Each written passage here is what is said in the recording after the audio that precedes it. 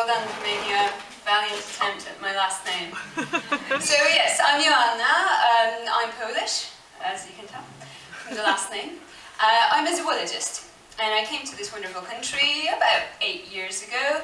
I got myself a PhD, because why not? And then, like any good Polish immigrant, I proceeded to steal jobs. And when it comes to British zoologists, this is actually a genuine problem, because by me taking up a job, I've basically stolen about 50% of the ones available. That's not funny.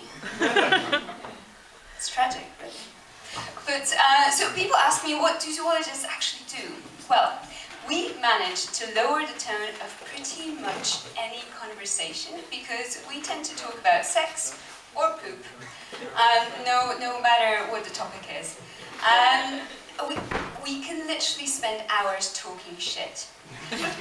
We get very excited about poop because when we study mammals, we don't actually see them most of the time. We go out there into the field and we see their signs. That's all we know of them. So we would go into the woods or by the river and we'd see a poop. And it's like this little bundle of joy. You pick it up and you sniff it. And if it smells like jasmine tea, you know that it belonged to an otter. If it smells like something else, then you have this Kinder Surprise moment. And you can pry it apart and see whether it had fish bones in it, or hairs, or something else. And then you can tell what species it belonged to. So that's really cool. Sometimes you don't even need to pry it apart. You can just look at the shape and be like, oh, I know this one. Yeah. So, yes. Do we have any Australians in the audience? Yay, yay. Oh, we got to have at least one because my husband's Australian, so he's got to be here. Yeah, so in Australia you've got wombats.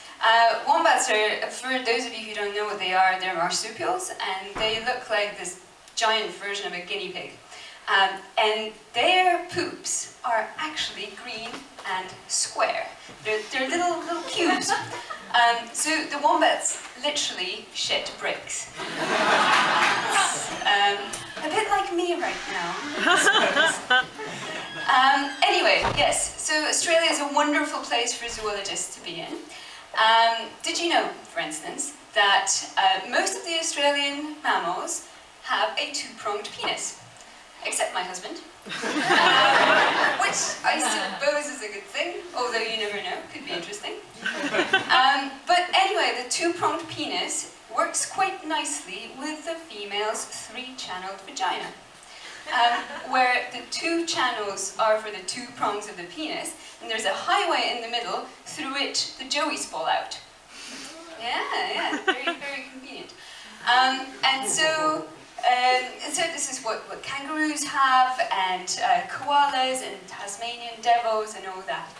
Incidentally, have any of you seen a newborn koala? If you haven't, you can take a red jelly bean, put it in your mouth, chew on it a few times, and spit it out on your hand, and this is exactly what a baby koala looks. They're a bit disgusting, and it's quite amazing that they manage to be as cute as adults as we all know them. Their moms must give them a lot of shit when they're young. They actually do give them a lot of shit. It's called fecal pap, and the baby koalas eat it in order to get all the necessary gut bacterial flora for digesting the eucalyptus. Yes, so you can imagine this baby koala going, but Mom, do I need to eat this? And the mom says, yes, if you want to grow up big and strong, then you better eat your fecal pap. So if any of you have children, and if any of them complain about their porridge, you can point out that if they were baby koalas, it would be much, much worse. So koalas make good moms like that.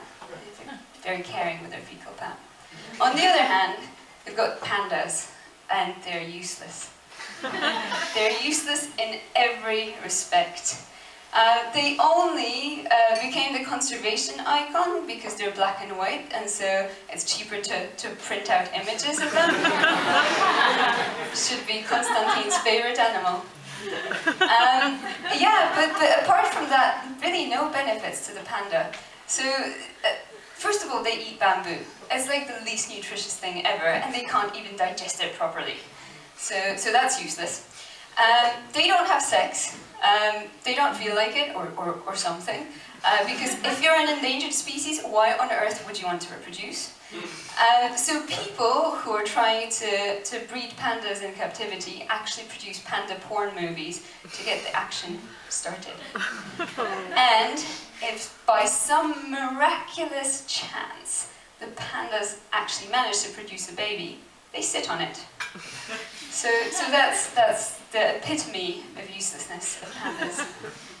Now, do we have any Disney fans in the audience?